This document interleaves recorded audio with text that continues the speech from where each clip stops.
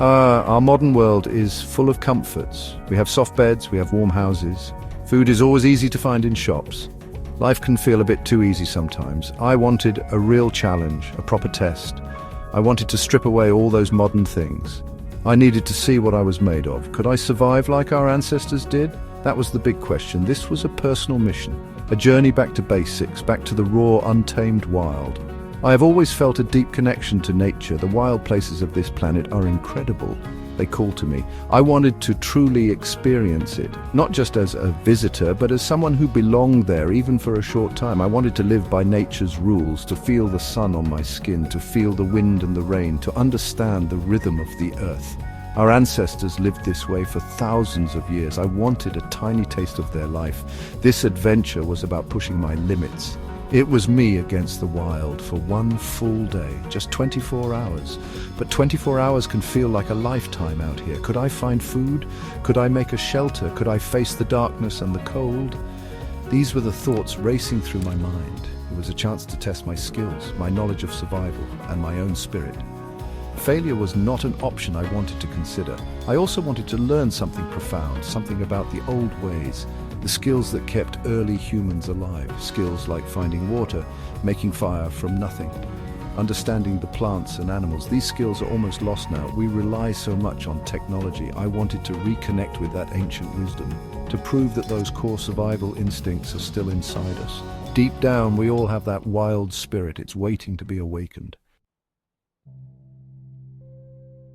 To make this a real test, I set some very strict rules. These rules were not to be broken. No phone, that means no calls, no maps, no internet, absolutely no lighter or matches for fire, no tent, no sleeping bag, nothing that came from a modern factory. It had to be pure, it had to be authentic, as close to a caveman experience as I could get. This was not a camping trip, this was a survival challenge. My only tools would be those I could find in nature, or things a caveman might have realistically made, perhaps a sharp-edged stone for cutting, or a sturdy branch that could be used as a digging stick. I had to rely on my ingenuity, my resourcefulness, and my own two hands. This is what survival is all about. Using what you have around you, thinking creatively, and never ever giving up hope. This was the core of the challenge. I chose a location deep in the wilderness, far away from any roads, far from towns or any sign of human settlement, just me, the trees, the rocks, and the animals. I needed complete isolation, to truly feel what it was like, to depend solely on myself and the land. This meant no easy escape if things got too tough. I had to commit fully. The wild would be my home and my provider, or my biggest challenge. The objective was simple yet incredibly difficult. Survive for 24 hours, from sunrise to sunrise. I had to find my own food. I had to build my own shelter. I had to make my own fire, all using only primitive methods. This was about resilience, about perseverance, about connecting with that primal part of myself, the part that knows how to endure, the part that knows how to fight for life. This was it. The adventure began before the sun even thought about rising. It was still dark, the air was cold, very cold. I had left the warmth of my normal bed far behind. I was dressed in simple, rough clothing, something that felt a bit like animal hides. Not very warm at all. The chill bit into my skin straight away. This was the first shock. The first reminder that modern life makes us soft. Out here, comfort is a luxury you earn. My first priority was to get my bearings, and then to think about warmth and shelter. Shelter was critical. I needed a place to protect me from the elements. Before nightfall, before the temperature dropped even further, I also needed to start thinking about fire. Fire would mean warmth. It would mean a way to cook food if I found any, and it would offer some protection from nighttime predators. My mind was already racing, planning, assessing. The air was incredibly fresh, so crisp and clean, completely different from the polluted air of cities. I could hear every little sound, the rustle of leaves, the distant call of a bird. The silence in between was huge. It was a powerful silence, almost deafening at first. It made me feel very small, very alone, but also very aware. My senses were heightened, ready for anything. This was the wild awakening me. My stomach was already starting to rumble. A reminder that energy is vital out here. I had no packed breakfast, no coffee to kickstart the day. My energy would have to come from what I could find and from my own determination. This was a world away from flicking a switch for light or turning a tap for water. Every single thing required effort, hard work. This was going to be a long, tough day, but I was ready. Food was the next big mission. A caveman's life revolved around finding enough to eat. They were hunters, they were gatherers. My stomach was empty. It was making loud noises. I needed to find something fast.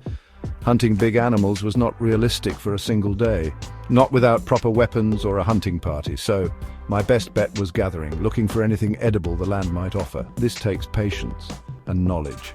I started searching carefully. My eyes scanned the ground. I looked at bushes and trees. I was looking for berries, for nuts, for edible roots or plants, but I had to be extremely careful. Many wild plants looked tempting, but some are poisonous. One mistake could make me very sick. Or worse, I had some knowledge of local plants, but I double-checked everything. This was not a time for risk. Survival means making smart choices.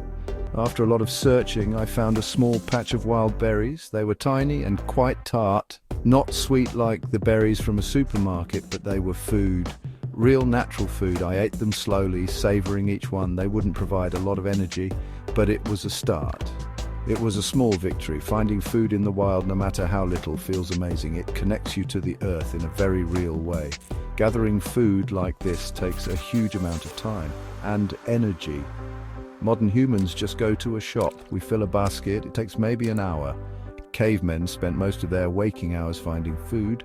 It was a constant struggle, a full-time job. This experience was already teaching me about the value of food and the effort it truly takes to get it. I knew I needed more than just a few berries to last the day.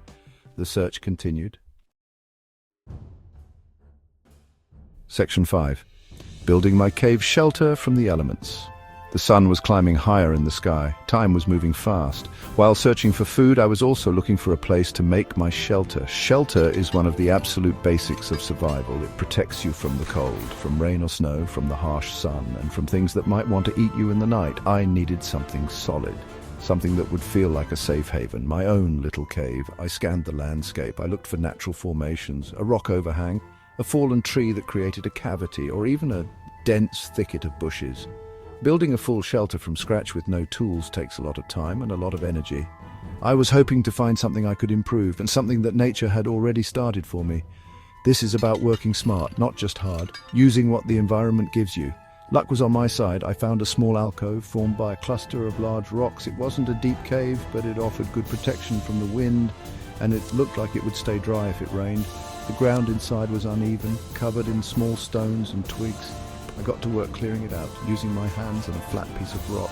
I needed to make it as comfortable as possible. This would be my home for the night. Once the floor was clear, I started gathering materials for bedding. Dry leaves were plentiful, so was dry grass. I collected big armfuls of it. I piled it up inside my rock shelter. This would provide some insulation from the cold ground and a little bit of cushioning. It wouldn't be a soft mattress, but it would be much better than sleeping on bare rock. My simple cave was taking shape. It felt good. Section 6. Afternoon struggles, water and more food. My shelter was ready. That was a big relief. But my stomach was still complaining. The few berries from the morning were long gone. I needed more sustenance, and I desperately needed to find a source of fresh water. Water is even more critical than food. You can survive for weeks without food, but only a few days without water, especially if you are working hard. My throat was dry. I continued my search for edible things. I remembered that insects can be a good source of protein. Cavemen certainly ate them. It's not something we think about in the modern world, but in a survival situation you can't be picky. I turned over a rotting log, and there they were, some fat, juicy grubs. My stomach turned a little, but I knew this was valuable food. I gathered a few. This was a real test of my resolve. Eating the grubs was a challenge. I won't lie, they didn't look appealing. But I closed my eyes and thought about the energy they would give me. I chewed them quickly. They had an earthy taste, not terrible, but definitely not my favorite food. Yet I felt a sense of accomplishment. I was doing what needed to be done. I was adapting. I was surviving. This is what it means to push your boundaries. My next priority was water. I listened carefully for the sound of running water, or looked for signs like greener vegetation. After some searching, I found a small, clear stream. The water trickled over rocks. It looked clean. I tasted it carefully. It was cold and fresh. It was the best water I had ever tasted. I drank deeply. feeling the cool liquid rehydrate my body. Finding water felt like finding gold, pure life-giving gold. Section 7, Nightfall, Fire, Stars and Ancient Fears. As the afternoon wore on, the sun began to dip towards the horizon, the light started to fade, the temperature dropped noticeably, a new urgency set in. I needed fire. Fire for warmth through the cold night, fire for light in the encroaching darkness, and fire to deter any curious animals. Fire has always been a symbol of safety, of comfort, of human ingenuity. Making it without modern tools was my biggest challenge yet. I had gathered dry tinder earlier, fine, fluffy material from under tree bark and small dry twigs. I also had 2 pieces of dry wood. I was going to try the friction fire method using a hand drill. This involves spinning a stick rapidly against a fireboard. It takes skill, it takes patience, and it takes a lot of effort. My hands were already sore from the day's work, but I had to succeed. There was no other option. I knelt down, placed the tinder carefully and started spinning the stick faster and faster. My arms ached.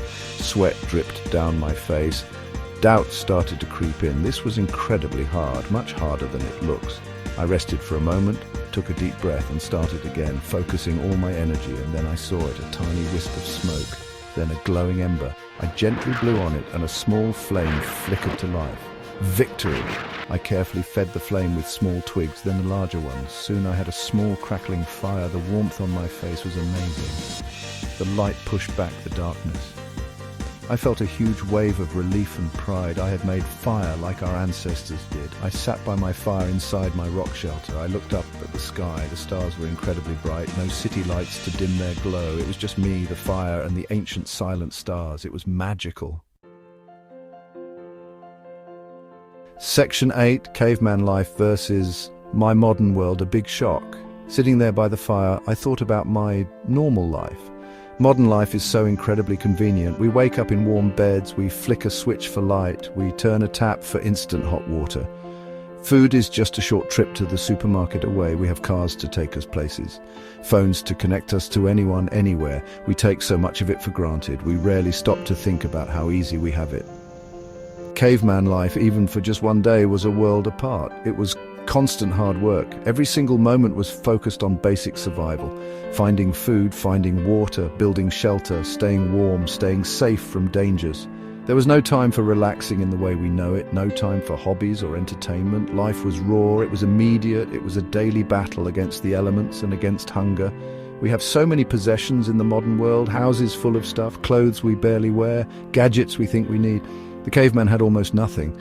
A few simple tools perhaps, the clothes on his back, his shelter, but maybe in having so little they had more. More connection to the natural world, a deeper understanding of their surroundings, stronger bonds with their small group because they relied on each other for survival.